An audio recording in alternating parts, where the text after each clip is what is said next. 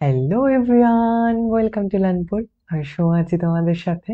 আমি আবারও হাজির হয়ে গেছি নতুন একটা ভিডিও নিয়ে। এই ভিডিওটি খুব ইম্পর্টেন্ট হতে চলেছে তাদের জন্য যারা তোমরা বিসিএ নিয়ে বর্ধমান ইউনিভার্সিটির আন্ডারে থাকা বর্ধমান রাজ কলেজ থেকে পড়তে চাইছো এবং জানতে চাইছো যে বর্ধমান রাজ কলেজের বিসি ডিপার্টমেন্টের ফি স্ট্রাকচার কি রয়েছে এবং এলিজিবিলিটি ক্রাইটেরিয়া কি রয়েছে। চলো তাহলে আমরা দেখি নিই একবার। দেখতেই পাচ্ছ আমি বর্ধমান রাজ কলেজের যে অফিসিয়াল ওয়েবসাইট সেখানে রয়েছি। তো কোনো ইনফরমেশন পাওয়া বা এলিজিবিলিটি ক্রাইটেরিয়া ফি স্ট্রাকচার কোনো কিছু দেখার জন্য সব থেকে বেস্ট যদি কোনো সোর্স হয়ে থাকে সেটা official source, I mean to say official website. ঠিক আছে, সেখান থেকে আমরা কিন্তু আসল তথ্যটা পেতে পারি। তো যখন তোমরা বর্ধমান রাজ কলেজের অফিসিয়াল ওয়েবসাইটে চলে আসবে তখন এখানে অনেকগুলো অপশন রয়েছে।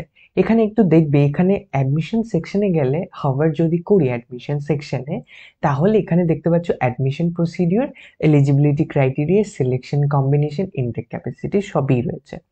বাট আনফর্চুনেটলি এখানে যে এই লিঙ্কগুলো কাজ করছে না। ঠিক আছে, বুঝতেই পারছো, গভর্নমেন্ট কলেজ এবং তাদের ওয়েবসাইটস সো অনেক সময় কাজ করে না। তো সেক্ষেত্রে এলিজিবিলিটি ক্রাইটেরিয়া যদি আমরা একটু ক্লিক করি তাহলে দেখতে পাচ্ছ এখানে আমার ক্লিক নিচ্ছে না। ঠিক আছে, তোমাদেরকে যদি আমি একবার রিফ্রেশ করে দেখাই বিষয়টাকে ভালো করে দেখতে পারবে। এই অ্যাডমিশন সেকশনে গেলাম, এলিজিবিলিটি ক্রাইটেরিয়াতে ক্লিক করছি, বাট কোনো রেসপন্স আসছে না। ইনটেক ক্যাপাসিটিতেও রেসপন্স আসছে না, সাবজেক্ট কম্বিনেশনেও রেসপন্স আসছে না, অ্যাডমিশন প্রসিডিউরেও নেই। সো এগুলো লিঙ্ক এখন কাজ করছে না, আই গেস ডিসেবল করে দিয়েছে বা একটা রেসপন্স করছে না। তাহলে দাদা আমরা জানতে পারবো না ফি স্ট্রাকচার কি হচ্ছে? না, অফিসিয়াল সোর্সেসে জানার এখনো তো উপায় নেই, হয়তো প্রবাবলি যখন তোমাদের স্টার্ট হয়ে যাবে তখন হয়তো জানতে পারবো আমরা। বাট এখন যে আনঅফিসিয়াল সোর্সেস রয়েছে এবং ইউনিভার্সিটির যে সোর্সেস রয়েছে, এটা তো বর্তমান দেখতেই পাচ্ছ বর্ধমান ইউনিভার্সিটির আন্ডারে রান করছে। তো তার এলিজিবিলিটি ক্রাইটেরিয়া এবং তার আন্ডারে থাকা যে কলেজগুলো রয়েছে তার এলিজিবিলিটি ক্রাইটেরিয়ার মধ্যে অনেকটাই মেল থাকে। ঠিক আছে, প্রায় বলতে গেলে সমান থাকে, তার মধ্যে একটু চেঞ্জ হতেই পারে বাট মোস্টলি তারা সেমই থাকে। ঠিক আছে, এবং আনঅফিসিয়াল সোর্সেসগুলো কি বলছে সেটাও আমরা একবার দেখে নেব পরবর্তীতে। তো এখানে এলিজিবিলিটি ক্রাইটেরিয়াটা আমরা একবার দেখে নিই এখানে কি লিখে রেখেছে। দেখতে পাচ্ছ আমরা যেহেতু এখানে তোমরা দেখতে পারবে এখানে লিখেছে affiliated to the university of Bardhaman, অর্থাৎ বর্ধমান ইউনিভার্সিটির আন্ডারে। এবার এখানে একটু যদি আমরা এটা দেখতে, বর্ধমান ইউনিভার্সিটির অফিসিয়াল ওয়েবসাইট এবং পার্টিকুলারলি বিসিএ ডিপার্টমেন্টের পেজ আমি খুলে রেখেছি বর্ধমান ইউনিভার্সিটির অফিসিয়াল ওয়েবসাইটে।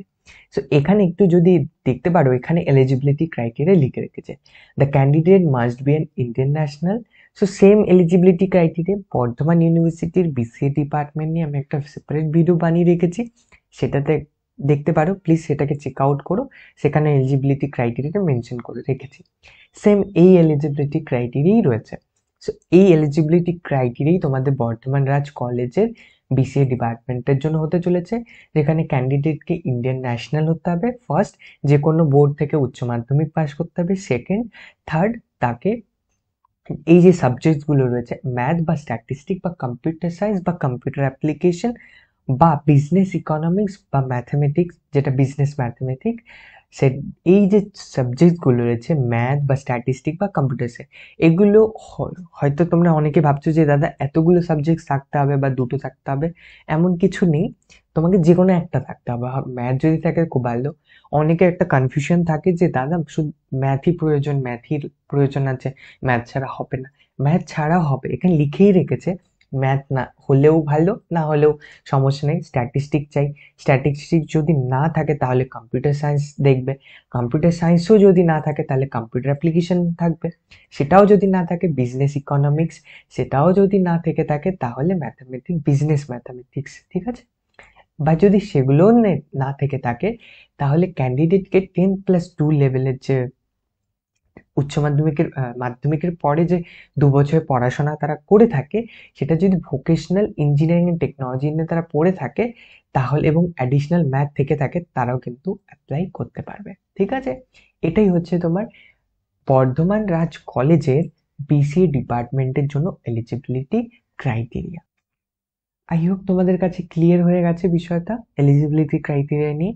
তো মোস্টলি এলিজিবিলিটি ক্রাইটেরিয়াতে এগুলোই রয়েছে, সমস্ত গভর্নমেন্ট কলেজে মোস্টলি এইভাবেই থাকে, ঠিক আছে। ম্যাথমেটিক্স বা স্ট্যাটিস্টিক বা কম্পিউটার সায়েন্স বা কম্পিউটার অ্যাপ্লিকেশন, যে কোনো তোমার সাবজেক্ট থাকতে হবে, যে কোনো একটা সাবজেক্ট থাকতে হবে। এবার তুমি যদি আর্টস থেকে হয়ে থাকো, এবার অনেকে বলবে দাদা আমি তো সায়েন্স নিইনি দাদা, আর্টস থেকে, তাহলে কি আমি অ্যাডমিশন নিতে পারবো না? না, পারবে, তুমিও অ্যাডমিশন নিতে পারবে। তাহলে আমি কিভাবে অ্যাডমিশন নিতে পারবো? তাহলে তুমি অ্যাডমিশন নিতে পারবে যদি তুমি আর্টস থেকে হয়ে থাকো, তাহলে নিতে পারবে। শর্ত একটাই, যে তোমাকে আর্টসের যে সাবজেক্টগুলো সেগুলো কম্পিউটার অ্যাপ্লিকেশন থাকতে হবে, ঠিক আছে। কম্পিউটার অ্যাপ্লিকেশন কিন্তু তোমার থাকতে হবে, সি কম্পিউটার অ্যাপ্লিকেশন সিএ তোমার থাকতে হবে।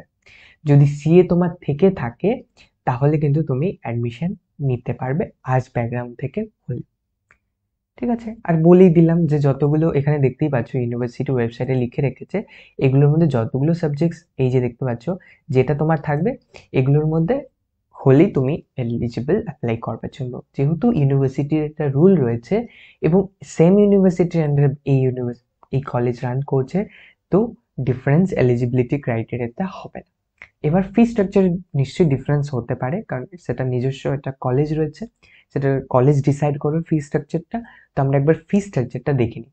ফি স্ট্রাকচারটা দেখতেই পাচ্ছ এখানে কিন্তু রয়েছে, যেটা আমি আবারও বলছি, এই ফি স্ট্রাকচারটা কিন্তু এখানে মেনশন করা নেই, বা মেনশন করা আছে কিন্তু এটা রেসপন্স করছে না সাইট।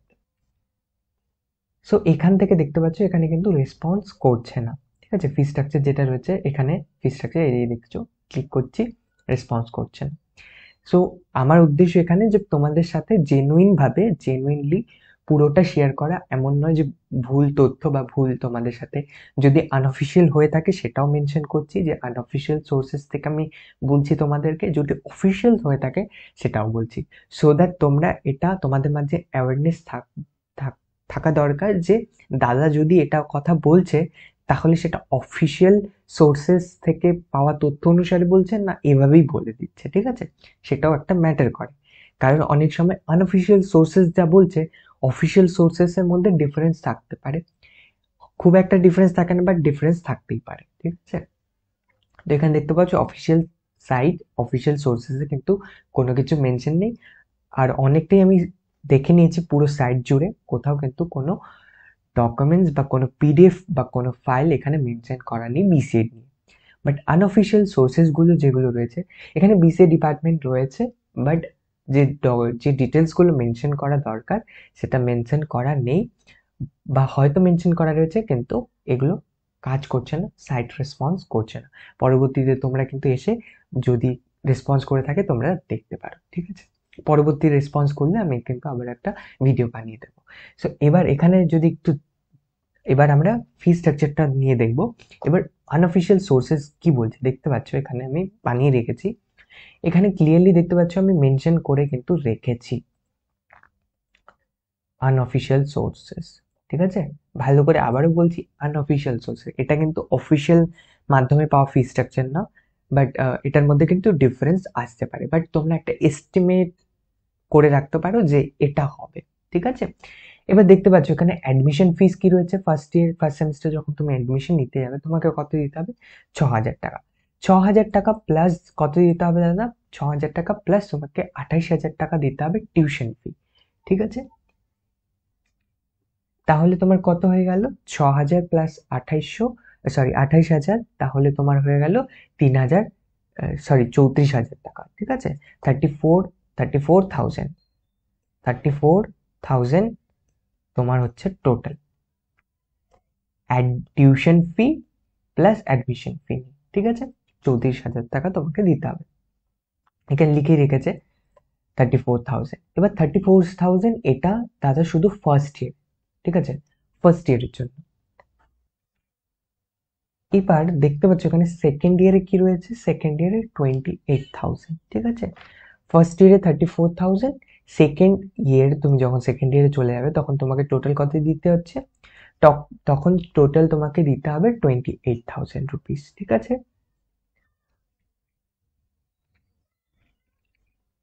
এবার থার্ড ইয়ারে তোমাকে কত দিতে হবে? 28,000। ঠিক আছে, সেম 28, কারণ এখানে অ্যাডমিশন ফিসের কোনো বিষয় নেই। তাহলে তোমাকে 34,000 ফার্স্ট, সেকেন্ড 28,000, তারপরে 28,000 তোমাকে দিতে হবে। এবার যেহেতু তুমি 3 বছর করেও এক্সিট নিতে পারো, তাছাড়াও নিউ এডুকেশন পলিসি অনুসারে তাছাড়াও তোমার 4 বছর হয়ে গেছে সবগুলো কোর্স, তো 4 ইয়ার যদি তুমি বিসিএ করো তাহলে তুমি বিসিএ উইথ অনার্স পাবে। 4 বছর চাইলে 4 বছর পরেও তুমি এক্সিট করতে পারো, তাহলে সেক্ষেত্রে ডিগ্রি উইথ অনার্স পাবে। তাহলে তোমার টোটাল ফিসটা কত হচ্ছে?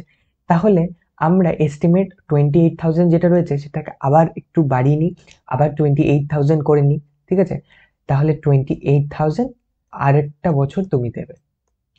ঠিক আছে, 28,000 তুমি আরেকটা বছর দেবে। 28,000 প্লাস 28,000 প্লাস 28,000 প্লাস 34,000, তাহলে যদি আমরা টোটাল করি তাহলে কত হচ্ছে?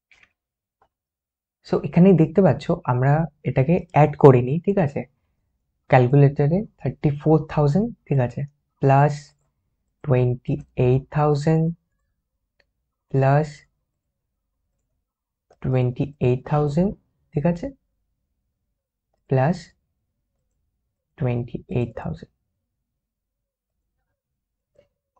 তাহলে 1,18,000 টাকা তোমার হয়ে গেল। ঠিক আছে, এখানে দেখতে পাচ্ছ 34,000, ঠিক আছে, 34,000 প্লাস 28,000, ঠিক আছে, এত হয়ে গেল। তাহলে তোমার কত হয়ে গেল? 62,000। 62,000 এর সাথে প্লাস 28,000, তাহলে 90,000 টাকা হয়ে গেল। ঠিক আছে, 90,000 টাকার মধ্যে আবার তোমার 4 বছর পড়লে তুমি আবার 28,000 টাকা অ্যাড করছো, তাহলে টোটাল 4 বছর তুমি যদি পড়ো বিসিএ উইথ অনার্স তারপরে এক্সিট করো, তাহলে তোমার টোটাল খরচ কত পড়বে? 1,18,000। ঠিক আছে, 1,18,000, 1,18,000 টাকা তোমার খরচ পড়ছে। আবার একটু দেখিয়ে দিই, 1,18,000 এটা তোমার খরচ পড়ছে টোটাল করে নেওয়ার পর। 34,000, 28,000, 28,000, আবার এক্সট্রা 1 ইয়ারের 28,000। ঠিক আছে, আবারও বলছি এটা আনঅফিসিয়াল সোর্সেস থেকে পাওয়া ফি স্ট্রাকচার, সো সেই অনুসারে কিন্তু তোমাদের এস্টিমেট বলতে পারো এটা 1,20,000 এর মাঝেই কিন্তু থাকবে, এর বেশি হবে না, যেহেতু এটা একটা গভর্নমেন্ট কলেজ। ঠিক আছে, এর আন্ডারেই থাকবে, বা এর থেকে 2-3 হাজার বেশি বা কম হতে পারে, মোটামুটি এটাই থাকবে। সো এবার আবারও বলে রাখছি, আনঅফিসিয়াল সোর্স থেকেই এটা পাওয়া, সূত্র অনুসারে মানে ডিটেলস অনুসারে আমরা এই ভিডিওটা বানাচ্ছি। ঠিক আছে, এবার আমরা দেখিনি পরবর্তীতে যে এখানে অ্যাপ্লাই করবার জন্য কি কি প্রসিডিওর্স রয়েছে।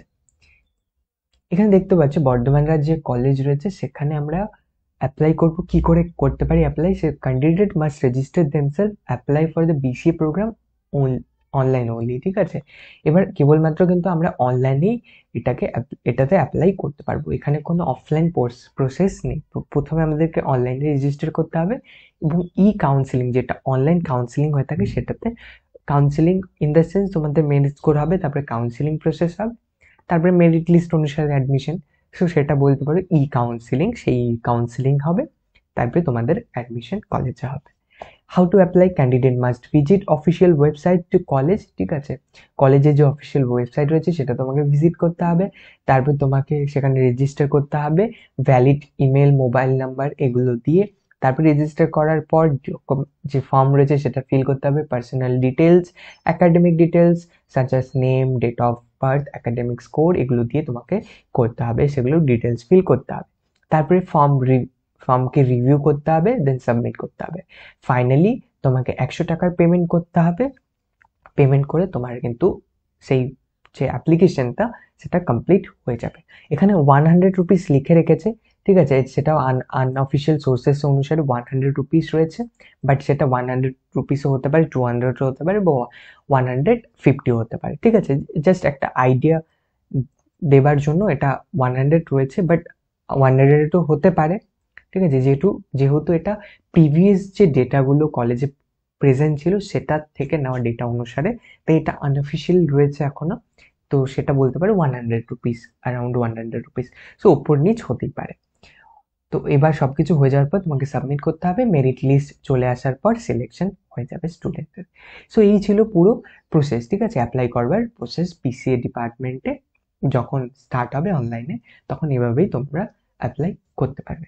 এবার ডকুমেন্টসগুলো কি কি রয়েছে, ঠিক আছে, চলো একবার আমরা কিন্তু সাইটে দেখিনি যে ডকুমেন্টসগুলো কি কি রয়েছে। এখানে দেখতে পাচ্ছ আমি কিন্তু বর্ধমান রাজ কলেজের যে অফিসিয়াল একটা ডকুমেন্টস পেয়েছি কলেজের ওয়েবসাইট থেকে। সেখানে দেখো দেখো ওখানে লিখে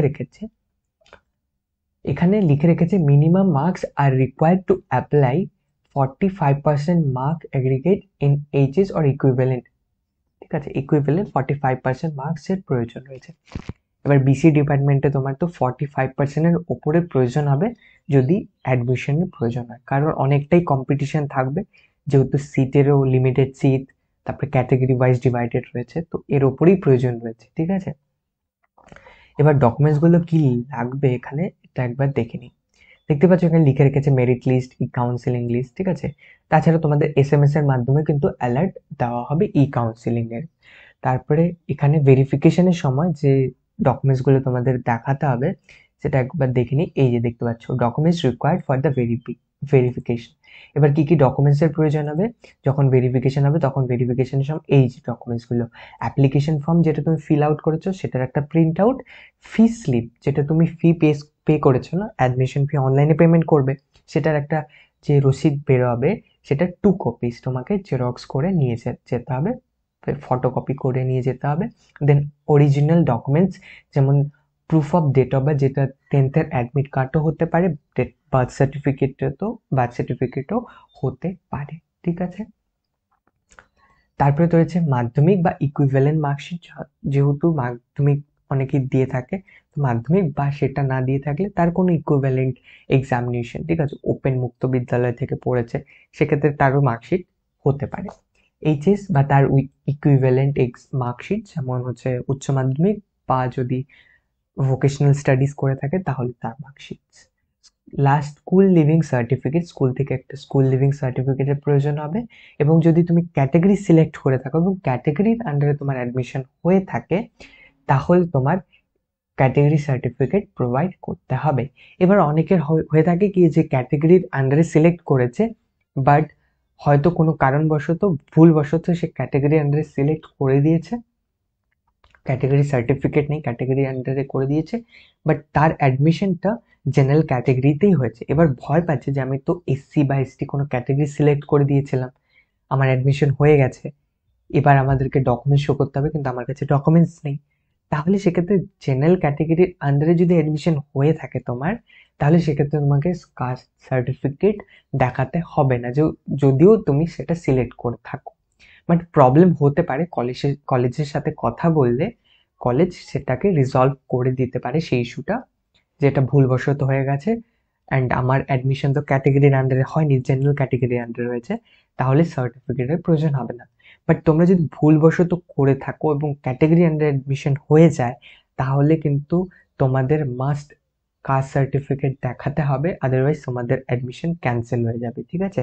এমনও হতে পারে যে যে ফিসটা তুমি পেমেন্ট করেছো সেই ফিসটা অ্যাডমিশনের সেই ফিসটা রিফান্ডও তারা নাও করতে পারে, ঠিক আছে।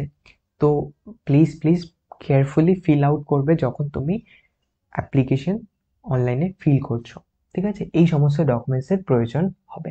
আর যদি স্পোর্টস সার্টিফিকেট থেকে থাকে, স্পোর্টস কোটার আন্ডারে তুমি নিয়ে থাকো, স্পোর্টসের অপশন থাকে, সেটা সিলেক্ট করে থাকলে সেটা স্পোর্টসের সার্টিফিকেট তোমাদের দিতে হবে। Provided email address, students are required to provide their personal email id phone number during the process of form fill up. So যখন ফর্ম ফিল আপ করবে তখন তোমাদের জিমেল বলে একটা অ্যাপ্লিকেশন রয়েছে, ঠিক আছে, অনেকে হয়তো জানো না, তো আমি তাদের জন্য বলে রাখছি। জিমেল বলে একটা অ্যাপ্লিকেশন রয়েছে, গুগলের থেকে আসে জিমেল মোস্টলি, সেখানে আমরা সবাই যে গুগল অ্যাকাউন্ট বানাই, তো সেখানে দেখবে একটা তোমাদের নামে কোনো একটা ইমেল আইডি লেখা থাকবে, সেটাই তোমাদের ইমেল অ্যাড্রেস, মেল আইডি, ঠিক আছে, সেটাই তোমাদের পার্সোনাল মেল আইডি, সেখানেই মেল আসবে। তো জিমেল অ্যাপ্লিকেশন খুললে কিন্তু তোমরা অনেক মেল দেখতে পারবে, বিভিন্ন জায়গা থেকে আসবে। কলেজ থেকেও তোমাদের আসবে। সেখানে তোমার অ্যাকাউন্টে ক্লিক করলে, ছবিতে ক্লিক করলে টপ রাইট কর্নারে, এই জায়গাটা টপ রাইট কর্নারে থাকবে অ্যাপের। এটা যদি ফোন হয়, ঠিক আছে, এটা যদি ফোন হয় এই কর্নারে এখানে থাকবে, এখানে ক্লিক করার পর খুলে যাবে। সেখানে ইমেল আইডি লেখা থাকবে, হয়তো ধরো কারোর নাম রয়েছে রাম, ঠিক আছে, ram@gmail.com, ঠিক আছে। এখানে ভালো করে লিখতে পারছি না, তাই তোমাদের জন্য এভাবে লিখে দিচ্ছি, বুঝতেই পারছো হয়তো। ram@gmail.com, এইরকম কিছু একটা তোমরা যেভাবে বানিয়েছো ওভাবে থাকবে, সেটাকে কপি করে সেটা প্রোভাইড করে দেবে। ভালো করে কেয়ারফুলি প্রোভাইড করবে, এক মানে A to Z দেখে নিয়ে, কোথাও স্পেস নয়, কিছু নয়, যা আছে হুবহু করবে। প্রয়োজন হলে 4-5 বার দেখে নেবে, তাও ইমেল অ্যাড্রেস ঠিক দেবে, কারণ তোমাদের সাথে কন্ট্যাক্ট ইমেলের মাধ্যমেই করা হবে, ঠিক আছে। অনেক ডকুমেন্টস, পিডিএফ, তারপরে অ্যাডমিশন ফিসের যে রসিদ, সেটাও কিন্তু সেখানেই পাঠানো হবে। তো please please carefully email ID আর ফোন নাম্বার তোমরা দেবে, ঠিক আছে, সেটাতে প্রবলেম করবে না। আই হোপ তোমাদের কাছে ক্লিয়ার হয়ে গেছে বিষয়গুলো, যে কিভাবে কি রয়েছে। সো এই ছিল বর্ধমান রাজ কলেজের বিসিএ ডিপার্টমেন্টের এলিজিবিলিটি ক্রাইটেরিয়া এবং ফি স্ট্রাকচার নিয়ে একটা ডিটেলস আলোচনা। আই হোপ তোমাদের কাছে বর্ধমান রাজ কলেজের ওপর বানানো, এই বিসিএ নিয়ে বানানো ভিডিওটি খুব হেল্পফুল লেগেছে। পরবর্তীতে যদি তোমাদের আরও কোনো জানবার থাকে প্লিজ প্লিজ কমেন্ট করে জানিও। তাছাড়া আমার ইনস্টাগ্রাম হ্যান্ডেল আমি ডিসক্রিপশন বক্সে দিয়ে রেখেছি, সেখানে আমার সাথেও কিন্তু তোমরা চাইলে ডাইরেক্টলি কন্ট্যাক্ট করতে পারো। কোনো জানবার থাকলে সেখানে আমাকে মেসেজের মাধ্যমে তোমাদের প্রশ্ন যদি কিছু থাকে সেটা জানাতে পারো। Thank you so much for watching. আজকের ভিডিওটা এখানেই শেষ করছি, পরবর্তী ভিডিও নিয়ে হাজির হবো খুব শীঘ্রই। ততক্ষণ পর্যন্ত খুব খুব খুব ভালো থাকবে। Bye, tata, take care.